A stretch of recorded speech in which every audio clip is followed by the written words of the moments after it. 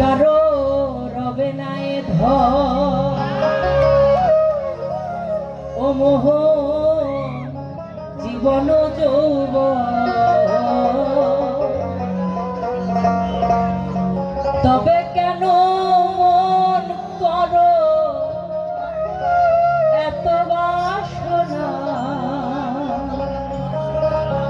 আমরা সবাই জানি এই ধন জীবন যৌবন কিছুই থাকবে না, তারপরেও এই মনের বাসনা কিন্তু ফুরায় না। এই 2 দিন আগে আজকে আমার সরকারি সঙ্গীত কলেজে একজন স্যার, উনি ব্যাডমিন্টন খেলছিলেন, খেলতে খেলতে বললো যে আমার বুকের মধ্যে ব্যথা।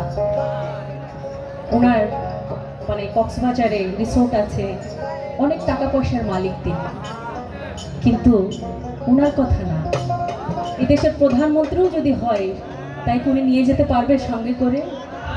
কেউ কিছু নিয়ে যেতে আমরা পারবো না।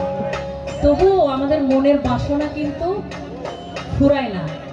তবে আজকে আপনারা এখানে যারা উপস্থিত আছেন, এই সারা রাত ব্যাপী যারা থাকবেন, এটাই হচ্ছে পবিত্র প্রেম, এটাই পবিত্র ভালোবাসা। আপনারা কিসের আশায় এখানে বসে আছেন? এই আত্মার খোরাক বলে একটা জিনিস আছে, একটা ভালো লাগা ভালোবাসা বলতে একটা জিনিস আছে। এই গান সুর ঠিক তেমন একটা জিনিস। কারণ রাত্রে ঘুমাইলে কিন্তু আপনার শরীর ভালো থাকতো, একটা ঘুমের অনেক মূল্য, কিন্তু তারপরেও আপনারা বসে আছেন।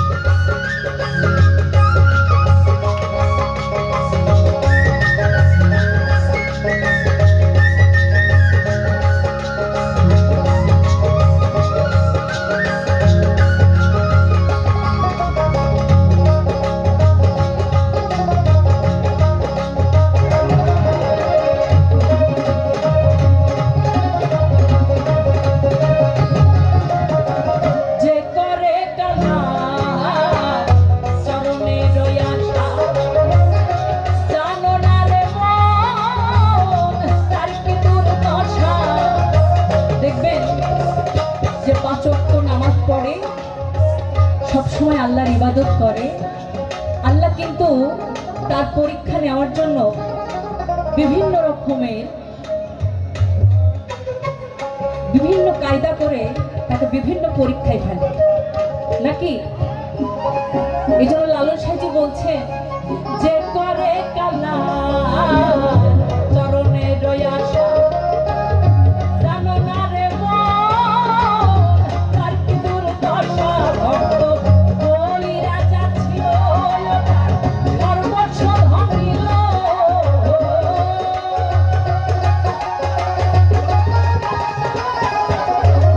বলি রাজা ছিল তার সর্বস্ব ভাঙিল বামন রূপে প্রভু করে ছলনা